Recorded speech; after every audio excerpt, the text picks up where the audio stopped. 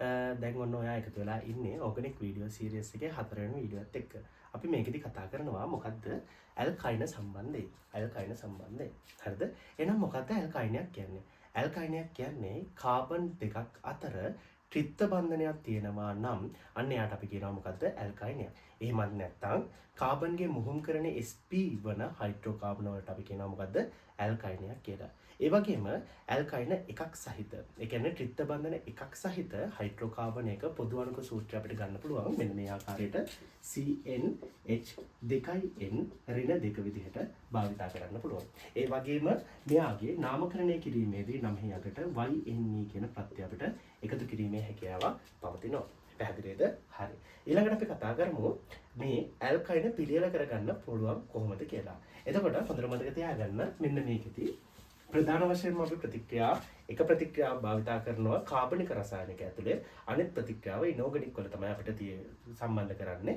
එතකොට මෙන්න මේක තමයි පළවෙනි ප්‍රතික්‍රියාව. මොකද්ද? මෙන්න මේ කැල්සියම් කාබයිඩ් කියන එක එනවා.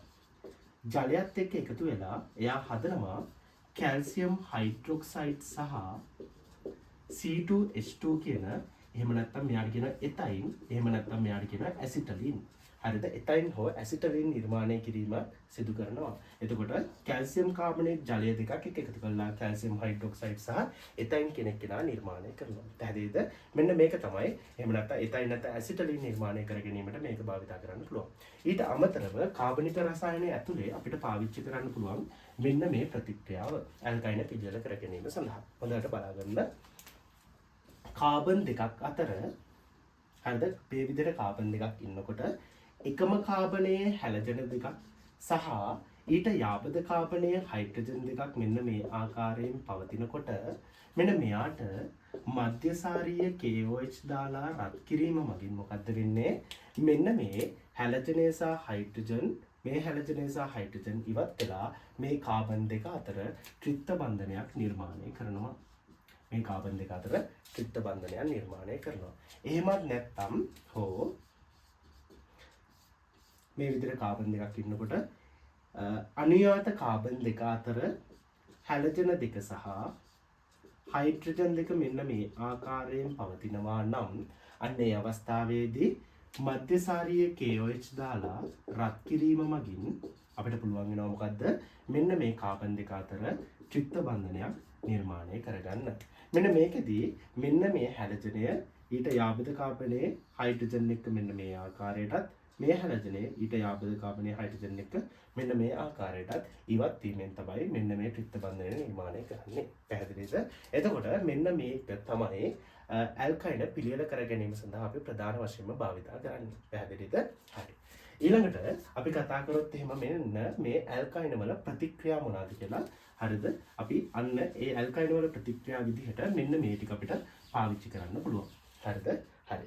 මම ගන්නම් ඇල්කයින එක මෙන්න මේ වගේ ඇල්කයිනයක්. CH3C ත්‍රිත්ව බන්ධන CH කියන ඇල්කයිනය ගන්නවා. මෙන්න මේ ඇල්කයිනයට අපිට පුළුවන් මෙන්න මේක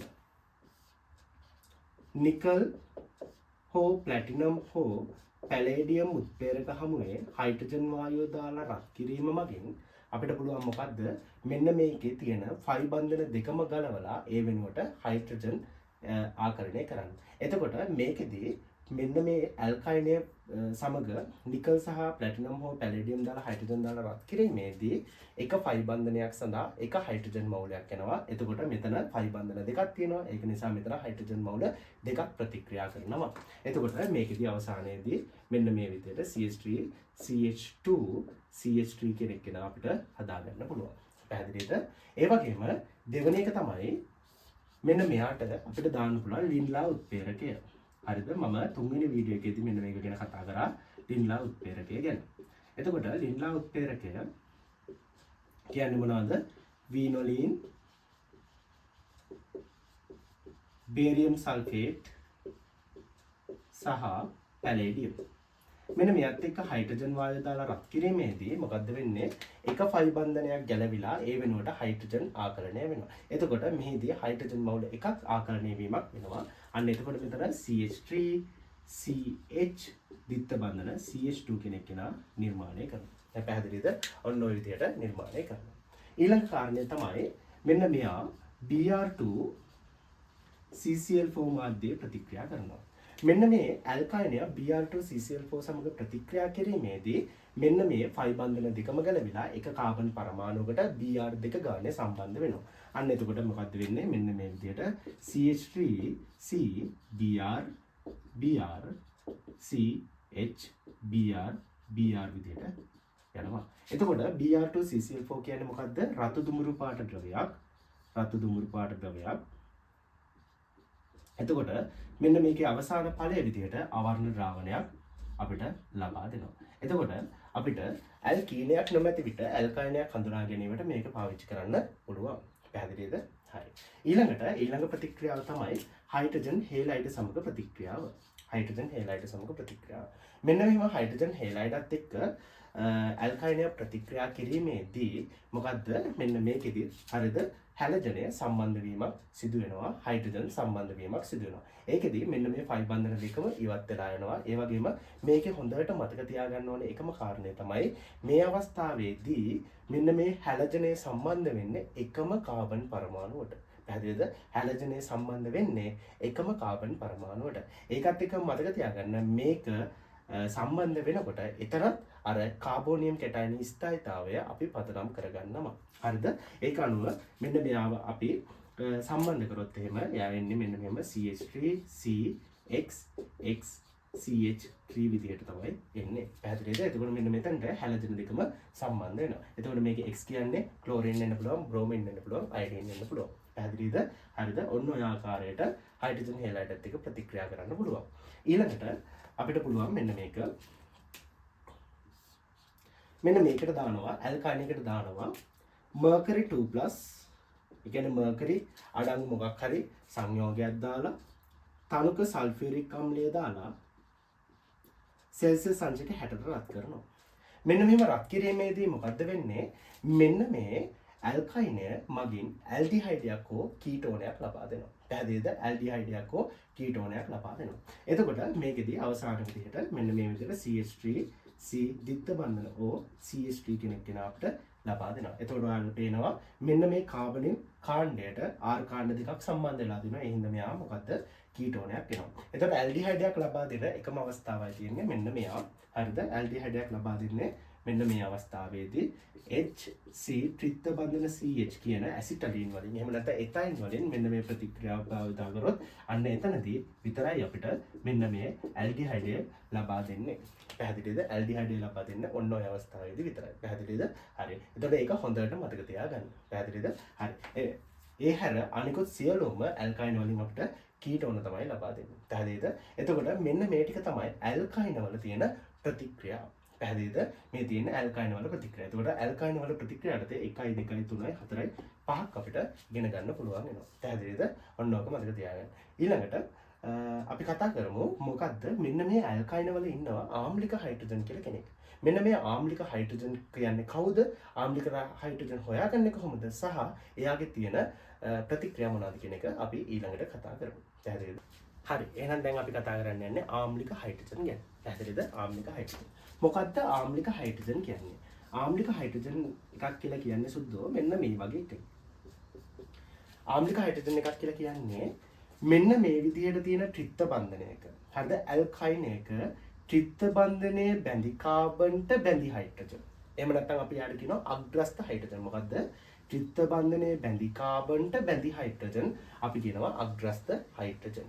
මෙන්න මේ අග්‍රස්ත හයිඩ්‍රජන් වලට අපි කියනවා ආම්ලික හයිඩ්‍රජන් කියලා. පැහැදිලිද?